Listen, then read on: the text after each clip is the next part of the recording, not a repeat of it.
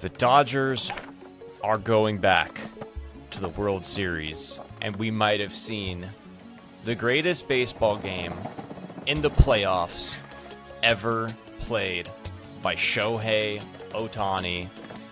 It was amazing. I'm speechless. So are you.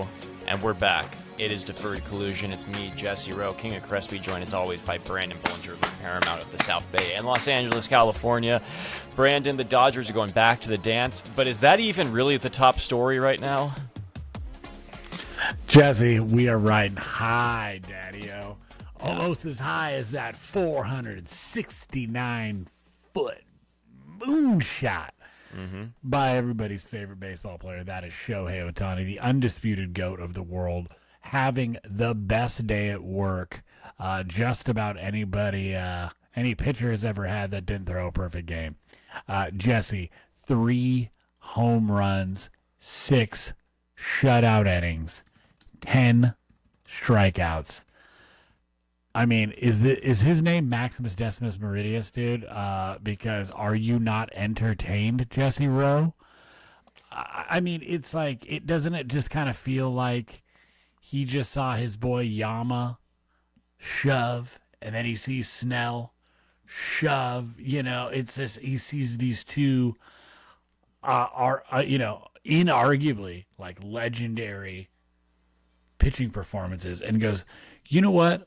Hold my fucking sake, Kemosabe. I'm sending this one to fucking Mars, dude. It was, I mean, I don't know. I don't know what to say other than Jose Quintana. It's nice to meet your father. Yeah. Shohei Ohtani. Jesse, I mean, that's as much peacocking as I could do. It's just, I'm utterly flabbergasted. It is the single greatest baseball just performance, like all in all, I've ever seen. And I don't got enough glaze to go around, let me tell you. So for people that are living under a rock right now, Shohei Ohtani pitched tonight.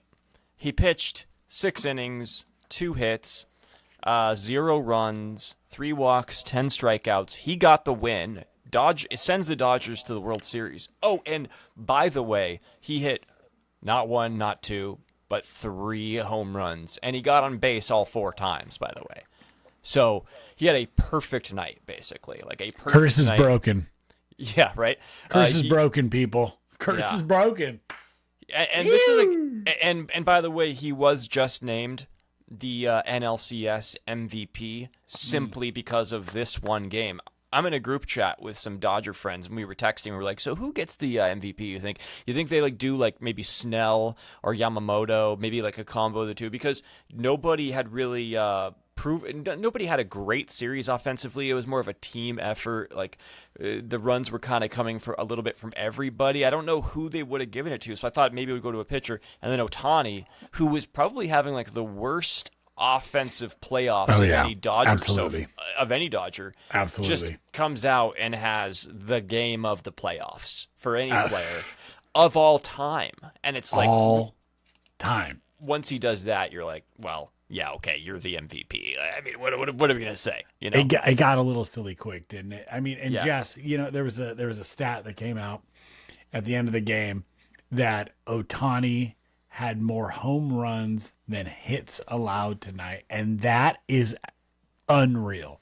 But you said something about it being a team sport, and I'm glad you did, because Jesse, not only did Shohei Ohtani have more home runs hit tonight than he allowed hits, but Shohei Ohtani hit more home runs tonight than the entirety of the Dodgers starting pitching staff allowed in 4 games. It's unreal that we're in an NLCS. Shohei Ohtani hits 3 home runs, and the Dodgers starting pitching staff only allows 1 home run off the bat of Jackson Chourio. How many home runs has the Dodgers pitching staff allowed this postseason? I mean, the Red series, I know Yama gave up 1 to Schwarber in the Philly series. I know Kershaw gave up 1 to Schwarber.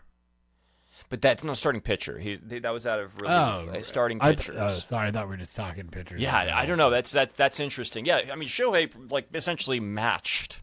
What the let's put it this way: Shohei nearly matched the offensive output of the entire Brewers team this series. Shohei was responsible for 3 runs tonight. The Brewers scored 4 runs in this series. That is just crazy, and that's a testament to the Dodgers staff, which I do want to get to. I'm sorry. So my cat was trying to get into the room. Did you read the stat about Ohtani's the first player in MLB history to hit 2+ as a pitcher in a postseason game? Is that what you just read? No, I did not, but I love it. Run with it.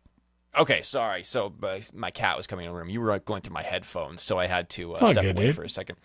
Ohtani is the first player in Major League history to hit 2+ homers as a pitcher in a postseason game. According to ESPN, he's also the first MLB player with more home runs. Oh no, you just did this. Yeah, okay, I did. Sorry. I did the bottom half of that. I didn't. Okay, got it. Yeah, the top one, which you're hitting. Yeah. So the Dodgers scored 1 run each game. I mean, I don't really even want to move on from Ohtani, but it's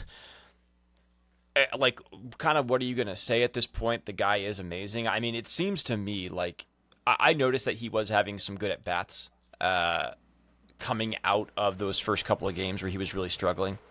He led off with a triple yesterday. He hit the ball hard a couple of times, but then he was still struggling against lefties.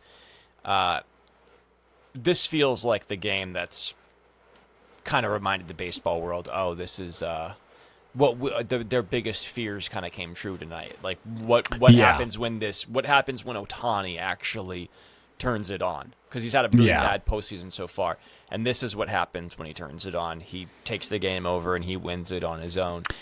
Jesse, you know the old adage, wait till your father gets home. Well, guess what? Daddy's home. He is. Dude. He's hitting dingers, which is just so fun. And he's pumping 100 in the zone. And, let me double check that. Oh, that's double-digit Ks on the night. Sorry. You may want to step just like a bum. slightly away from the microphone. Sorry, I didn't want to interrupt you there. I was getting a lot of pop. You're good. Babe Ruth never did that, Brandon. Did he? I don't think so. Bum Ruth, dude. Yeah. If you ask me. Dodgers pitchers in the NLCS is just a ridiculous video game stat line. Blake Snell, 8 innings, 0 runs. Yoshinobu Yamamoto, 9 innings, 1 earned run. Or as Stephen A. Smith likes to say, Yoshinobu Yamamoto. Shouts out to my man Mike Muncy. Yeah. Stephen A. Smith was he's a good Stephen A. Smith impression. No, right but there, he just shouldn't. He shouldn't talk baseball, but whatever. Tyler Glass now 5 2/3, 1 run.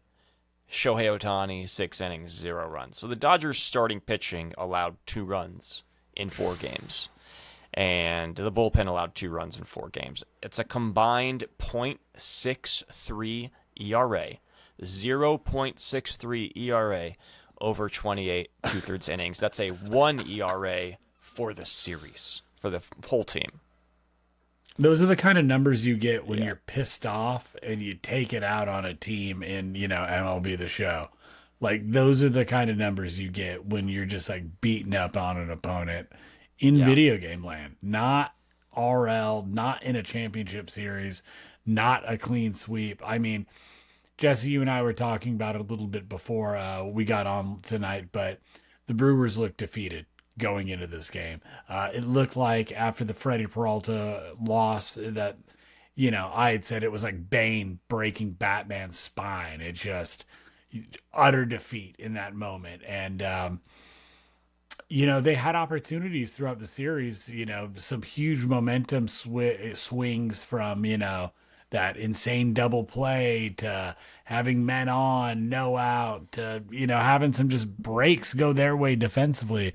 And it just felt like they could never capitalize offensively. And that is just a testament to a just unreal ace-riddled pitching staff that's just a bunch of great whites coming to take your head off. We've never seen anything like this. There isn't any comparable staff. This is just God tier stuff. Unreal. Yeah, and not only that, but also just a team that's kind of doesn't care if when bad things happen to them. They're just kind of so seasoned and experienced at this point. We saw a lot of that, and how they bounced back in the Philly series. They were having really a lot of trouble clawing out scoring runs, and they just found way. The bullpen was kind of like the big knock on the team, and then they just found a way to not give up any runs in Game 4. Yeah. And here we are in this series, bend but don't break. They almost blew a game Absolutely. in Game 1, and they found a way to get through it. And credit to Blake Trinan, who kind of had a little bit of a weird outing tonight, but he rebounded in this series, had some kind of stepped up a little bit. No, totally. I don't even want to move on just yet. I think it's important to actually give Blake his flowers. Dude, was the road bumpy? Yeah, it was. But are you dead? Like, he didn't really have any major collapse. The runs stayed off the board. That Phillies outing was, to me, way more like egregious than anything in this series. If you want to say, well, that's just a difference in lineup, okay, I'll take that. But the Brewers had the best record in baseball for a reason. It was and the bottom line is, you don't win games if you don't score. That team scored a lot of runs. They were really pesky. They took their walks. They didn't swing out of the zone, and we made them unbalanced enough to start doing that. Yeah, and to your point, Brandon, it's not as if like Philly scored a ton of runs either. I mean, like other than us putting in Clayton Kershaw for one inning too long. Wait, I think he was in an inning too long. Yeah, they had 3 runs at that point in the game. Like, so basically, if you to keep Kershaw out and maybe put somebody else in, that means the Phillies never scored more than 3. And then they scored in any of the first 2 games, and then they scored 1 in the final game. So, and now here we are. The Brewers only scored 1 in each game this series. I think that the Philly was clearly a tougher test, but I mean, this is just a testament to the Dodgers' run prevention strategy and the way that they are able to just keep the ball in the ballpark, man. They're just not giving up home runs right now. Yeah, the contact is all seemingly grounders, bleeders, little flyouts. Yeah. The Dodgers held the Brewers to the lowest batting average ever in an MLB postseason best-of-7 series. 118 for your 2025 Milwaukee Brewers.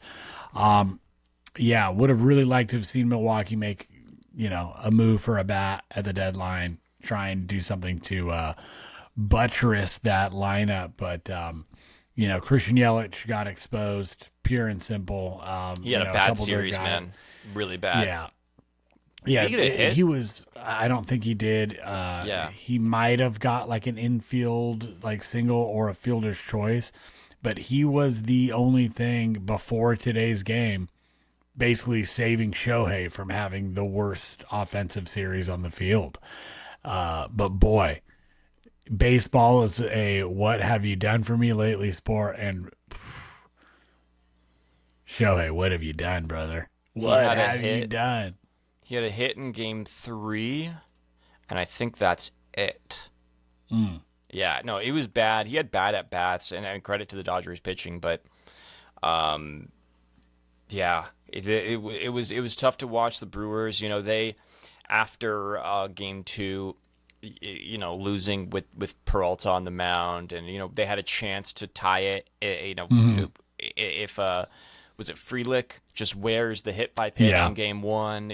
Let's try and slider hit him. They could have tied the game.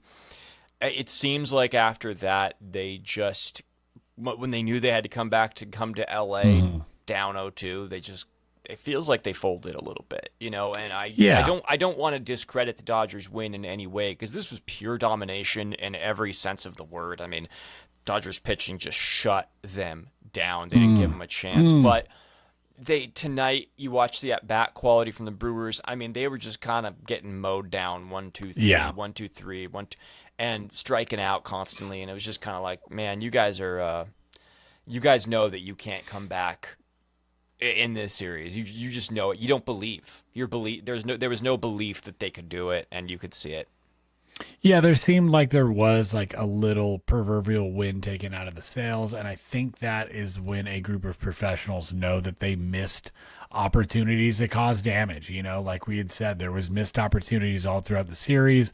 Even to take game one back after Snell's dominant start. Roki was in trouble. You had him on the ropes. You had the tying run 90 feet away, and you can't bring him in. No, I can't cry for you getting swept. You had every opportunity to change it. And to this bullpen's credit, to this pitching staff's credit, to this defense's credit, they made the plays to keep the runs off the board. And there were sterling plays made all throughout the diamond. And I honestly, dude, in some ways, Max Muncy could have even been the MVP of the series. Just great defense, some great at bats, 8 inches away from a grand slam that puts game 2, on ice. No, game 1. Fifth game inning. 1. Was it game 1? Yeah, that was game 1. Yeah. But, my point remains. It's just a lot has to go right. But even when it doesn't, you have to have the resiliency to get back up after your nose gets bloodied. I mean, we saw pretty much everything. Like every one of the guys on this roster made a play, from Tommy Edman to Kike Hernandez to, let's not forget Mookie Betts at shortstop making his own Jeter play to keep a guy off of first base in the 9th inning. Mookie made that play. Max Muncy earlier, what you were mentioning earlier in that game, this was game 3 yesterday. He gunned out a runner at home with Glasnow on the mound, runner on third, less than 2 outs, made a nice, sort of not a diving play, but had to get down to his knees, make a spinning throw home, just bang, bang play. Beautifully executed tonight. Kike, I mean, I don't know what the runner on first was doing. This was some bad base running, sort of inexcusable by the Brewers. You already have trouble scoring runs. You said it, inexcusable. Cheating off of first base a little bit. There was a line out to left. Kike caught it, and it was almost like he was throwing it like a second baseman charging to first base or something. He never set his feet. He just sort of flung it from the outfield to Freddie at first base and doubled off the runner by almost 2 feet, beating him by 2 feet. It was brutal. Yeah, it was something that amazing just play, but not happen if you're a Brewer. I mean, you just cannot give away outs. You cannot give away base runners that, were such a premium for the team to get. So, great season for the Brewers. Absolutely so much to be excited about if you're a Brewer fan. What a core they got, young core.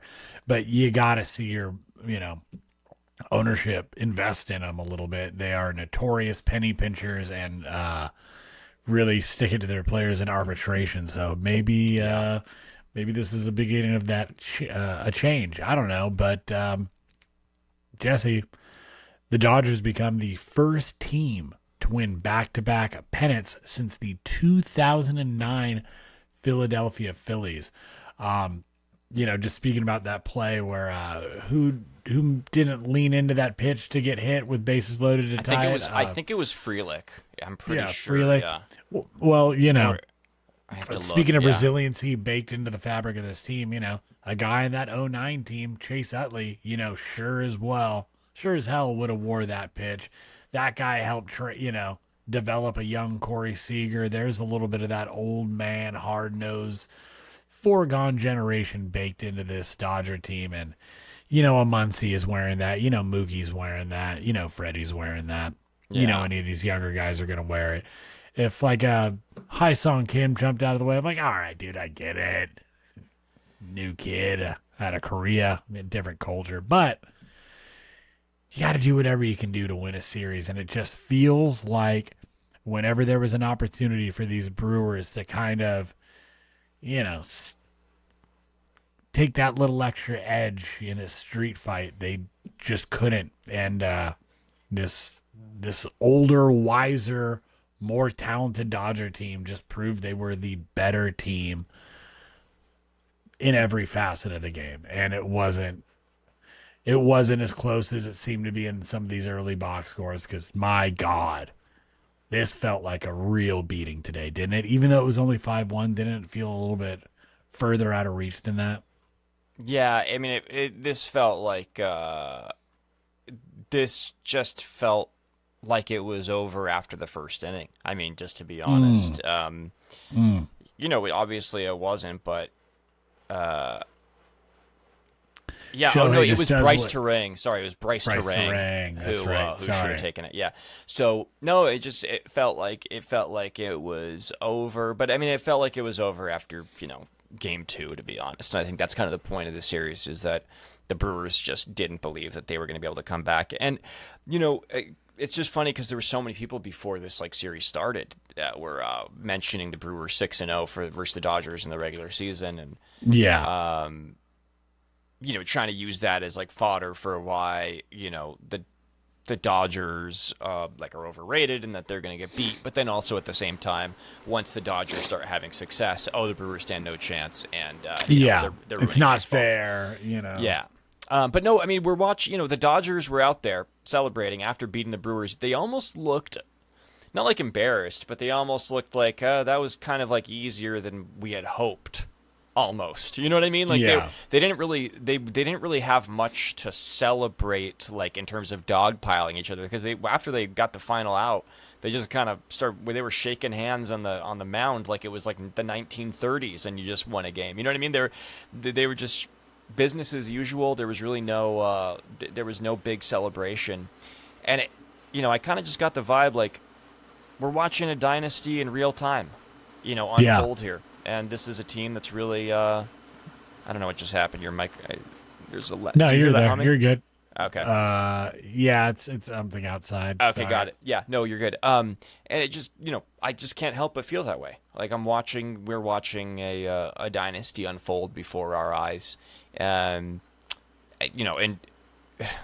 just curious your thoughts because there's obviously all this talk about the Dodgers ruining baseball. Well, Dave Roberts leaned into it a little bit in his post-game speech tonight. He was talking to the crowd, and he says, everybody's talking about how we're ruining baseball. Well, we have 4 more wins, and then we'll really ruin baseball. How do you think fans are going to react to that? Oh, somebody's gonna just lose their mind. There's some Arizona Diamondback just going, "Fucking Dave, you dick!" Yeah. I'm just kidding. It's really somebody in San Diego just absolutely just frothing at the bit. With their $270 million payroll. Right, small market, poor Yeah. guys. Jesse, you and I have talked about this. It's the dawning of a new era in professional sports where, all right, you're a rich guy, cool, you own a sports team, but are you investing in it? Are you giving your team every edge they can to be the best, organization it can be? Are you investing in your minor leaguers, your player development, the technology that they use, everything from their nutrition to their, healthcare? Are you attracting, families? What kind of player are you scouting? What kind of culture are you developing? And these are all intangibles that don't just come when you throw money at a problem. The Dodgers filed Chapter 11 bankruptcy in 2011 under the Frank Cortma era, or the Frank McCourt ownership. The Frank Court McCara. I love that. Stuttering. No, I love that. No. You're 100% right, dude. But my point is just that a change of ownership has turned a iconic but floundering franchise into now a juggernaut that's ruining sports, but it's inarguably growing the game locally, abroad. It's bringing in the highest, not just the Dodgers, but the MLB is bringing the highest revenues it's ever brought in. And ratings. And ratings Exactly, are up. Jesse. They're the highest they've been in 15 years or something And like that. if we want to build bigger markets throughout the country, you do it by having exciting products on the field. Dude. So we don't need teams that are going to spend $60 million for 20 years. Looking at you, John Fisher, or, for example, Miami should be a beacon of baseball on the eastern seaboard. It's an incredible sports town. It's it's a mausoleum of sadness. It's There was misery. There was a Baseball document. fans deserve more. They do. And there was like this sheet going around that was showing all of the money that the Dodgers spend. And they were like, oh, this is just proof that the Dodgers are breaking the game and stuff, without really understanding what the numbers actually said on the thing that on the sheet they were showing, which shows the percentage of revenue invested back into the team. The Dodgers are investing something like 70% of their revenue into the team, where teams like the Marlins and at the bottom tier were investing like 40-something% into their team. So Marlins were even less than that, but the Brewers were at 40%. I believe they were ranked 22nd on the list. So they're just trying to maximize profit margins. They want to make the same money that the Dodgers are making, but they don't want to spend the same. They want to act like they're the same. And it's just bullshit. You're not running as good of a business. If you want to, this is what I made a video about yesterday. It's like you want to by saying that you want to lock out in 2027 to force the league into a salary cap structure. You're basically saying you want to make sure that the Dodgers can't do any more, make them worse without forcing you to get any better.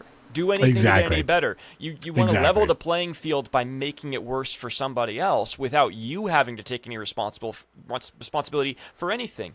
And of course. It's so frustrating to see like people, like just ordinary random people who are like just, going to work every day, not billionaires, defending these guys, who want to do that because they're frustrated about their sports team losing. Like you're pointing your ire and anger at the wrong people, man. You really are. I'm not saying that like the Dodgers should have a monopoly on stars. I'm not saying that like the Dodgers should be able to defer money as long as they want to. Like if you want to change those rules, that's fine. But like that's not going to change the fact that your team is intentionally not spending the money, the revenue that they're making, because they're trying to act like they're just as successful as teams like the Dodgers when they're not.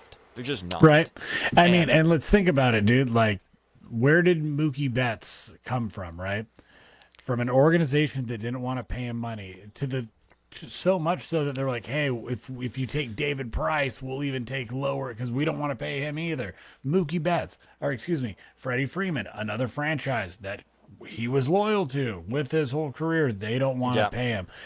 Tyler Glasnow is a trade and then a sign. Blake Snell couldn't get a multi-year deal. He had to sign a one and done with the Giants. Exactly. The Tampa Bay Rays. The Dodgers didn't sign him. He could have gone anywhere else. We could even go back to who drafted him, right? He was a World Series, starting pitcher for this franchise. They could have built a team around him, but instead the Rays let him go because they're busy playing Moneyball. Shohei Ohtani took his contract to the Angels and said, this is what they're offering me. Exactly. Yeah. So if anybody should be pissed off, it should be at these bum-ass owners that are crying poor, and going, oh, I can't afford to pay Polsky, and so we're going to get some draft picks and then rebuild on them so we can run this all back in the next 10 years. I mean, it's just sick, dude. Like, to hear, like, oh, Tarek Skubal's $250 million away from what the Tigers need. It's like, dude, he's getting traded. Like, he's gone. I'm just Tiger fans. What's like, a Tarek Skubal worth, Jesse? Yeah. How many tickets are you going to sell over the life of that contract? How many jerseys? How many beers you're going to sell while people are watching him go into the ninth? And you know what I mean? Like all these milestones that a guy can hit, and it feels like it's such short-sighted business because I don't want to take on all this capital because we want to stay flexible with our investment in case we do want to liquidate and sell the team. Well, we can't have all this money on the books because now our business isn't worth $1.4 billion. It's only going to be worth 1.18. You know what I mean? It's this is what they do. This is the calculation that they do. This is how they think. If we sign Skubal to this deal, right? We're going to pay him $300 million or $250 million over 8 years, whatever it is, right? But if we, we'll get more attendance, right? We'll get more attendance. We can sell some extra tickets. But if we don't pay him, we can actually make a little bit more money, even with the attendance that we lose. The team's a little less competitive. We'll lose some attendance, but we'll make more money because we spent less on the payroll. And that those are the calculations that these guys make, and they're taking you for a ride. They want you to still buy the product when they're not doing everything that they can to improve the product you're paying for. And that's how they look at you. They look at you like a customer. They don't look at you like a fan. And this is why you should not defend them and get mad at the Dodgers for doing everything they can to make their fans happy. Yes, they have a financial advantage. Yes, they have an incredible situation with Shohei's contract. All of that is true. But I mean, like, your teams are trying to save money on what they make in revenue that they don't have to. It's just a fact. Exactly. It's undeniable. You cannot argue with me about that. Like, the numbers do not lie. There's an old saying, Jesse, you got to spend money to make money. And there's a lot of talk about, like, oh, teams are beholden to their revenue streams. Well, how do you grow it? You make a product that people want to pay to come see. Dodger Stadium has the highest capacity of any stadium in the league, and they're selling out more games than anybody else, are always number one in attendance, and it's because people want to come see Freddie and Mookie, Clayton Kershaw. They want to see Show. You want to see all these stars do something special on any given night, and it's a shame that more teams aren't investing into that, and you would see more people out, more families out, whatever. I mean, you don't got to try and win. What was the Seattle owner famous infamous 54%. He wanted to get to 54%. And dude, that's when you're looking at this game as just a return on investment. This is just numbers on a stat sheet, and that's what we're seeing. That's what sucks the soul out of America's pastime, out of our favorite sport. And nobody's saying you're not allowed to try to make money. Like that. Exactly. That's not what anybody's saying. What people are saying is like you're acting like that you can't spend any extra money because you want to make the same profits. It's unfair that you're not making the same profits as other teams. It's like, well, dude, you haven't designed a business model good enough to do that. Like exactly, exactly, dude. To echo your point, like about deferred money, right? Like if you haven't made your business so attractive to a professional who's worked their entire life to earn this bag, and you're going, if you take a little bit less, we'll spread it out, but we're going to get some of the best guys around you, and we're going to go win, and you're going to be remembered forever, and guys buy into that, that's great. But what happens when a guy takes a hometown deal like a Jose Ramirez in Cleveland, and they don't build around him? Where's the outrage? Like, as just people who love the sport, I'm not even a Guardians fan. I root for him from time to time, but Jose Ramirez is a generational talent, and I would love to see that guy get into the the World Series again. Like, I would love to see him get a shot, and it's just like, dude, this guy's like withering on the vine, and he took a hometown deal. You know what I mean? And it's like, what the fuck? I mean, like, we haven't even talked about his comments after they got eliminated. It's pretty it sucks, dude. It sucks. It does. We could talk about this all day, brother. But at the end of the day, we're Dodger fans. We're above it all. We don't have to worry about it. We can just enjoy this for what it is. It's an amazing. There's never been a better time to be a Dodger fan than right now. That's true, dude. So let's really quick just to wrap this up on the Brewers. Don't want to spend too much time on this. What was a bigger nail in the coffin for the Brewers this postseason? Was it raising up the L flag after beating Chicago, or was it Ice Karen at Game 2 of the NLCS? Who was a bigger jinx for the Brewers this year? Dude, Ice Karen was pretty harsh. But I felt like that was more of a reaction. Like, she was like affected by the curse. There's something about that L flag. I don't know. There's Wrigley juju. But it did feel a little bit like, job's not finished. You're really dancing on the grave of these Cubbies. Like, you got the Dodgers in like you're going 36 to face the hours. Dodgers. Like, what do we do? Right. And don't get me wrong. I thought Uribe's whole dice, hang up the phone, whole thing was sick. I thought that I love some gallivanting, brother. You know what that felt like to me? It was like they were acknowledging that was their World Series this year. You know what I mean? It did. The baseball gods love humility. Like you said, the Dodgers, it was just another day at the office, brother. They were just shaking hands after the game. Like you said, those Milwaukee Brewers were acting like, little brothers, if you will, Yeah. to the Chicago Cubs. But yeah, I think that there's always bad apples in the stands. We've seen it all year, from the Phillies Karen lady to, just drunks and idiots all over Dodger Stadium. Yeah, dude. If somebody has their cell phone on you, and you know that there are cell phones recording video of you, like, maybe it's not a good idea to like make racist comments or do stupid shit in the stands, especially if you have like an important job that you care about. Like, the internet's pretty powerful these days. Be careful about what you say, because if you don't know what we're talking about, there was a Hispanic Dodger fan in the crowd in Milwaukee who was sort of filming around, cheering for the Dodgers, and a Karen, quote unquote. I believe her name was actually Shannon. I think I could be wrong, but I think her name was Shannon. And she leans over to her husband and says, "Hey, do you think we should call ICE?" In reference to the fan. It was just really uncalled for comment. Yeah, she started talking shit to him, like was calling him gay because he was like insinuating that because he wasn't drinking a beer. Oh yeah, he was like, I'm a veteran. I was in 2 wars, baby girl. You really let her have it. I don't. Well, feel she bad got for it her at all. You had to watch just your team get dominated. You lose your job all because you couldn't just take the L like that flag you were flying. That's right. What happened? It's all fun. We're handing out L's, but you get one and you turn into a little racist so-and-so. Come on, Shannon. Yeah. Make you me can be a better wish. than that, Shannon. Make me a wish and be better, okay? That's right. We're going to wrap this up, but we have a great series in the ALCS. Before we go, it is, it's bopping. Eugenio Suarez hit a grand slam to basically give Seattle a 3-2 lead, which they desperately needed. That was getting scary for Seattle there for a second. Cal Raleigh, big dumper, had a game tying home run in that one as well. The T-Mobile Park was pumping tonight. It was fucking awesome. And so Seattle's up. They're 1 win away. They're up 3-2 going back to Toronto. Quick take on that series and where we stand. And who do you want the Dodgers to face in the World Series?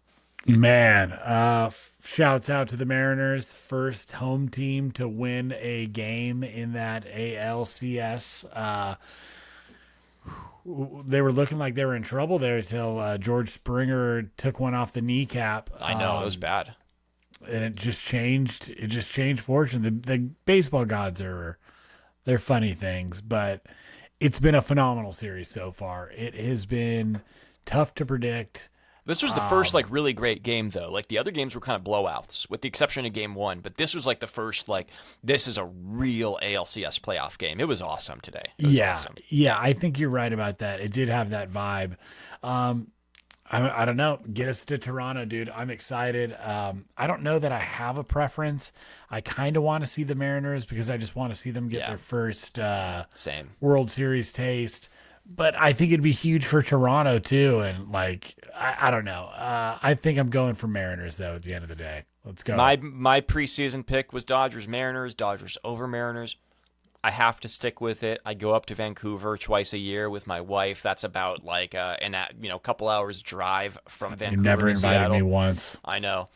So I root for if the Dodgers weren't in it, I would root for the Mariners. I get it. They're a great story, and you have to be excited for them. And plus, the Dodgers would have home field, and they wouldn't have to fly cross country through international borders, go through customs to Toronto, all that stuff. I think it's an advantage to just stay here, and then it's a 2.5 hour flight to Seattle, bro. Like, that's way better.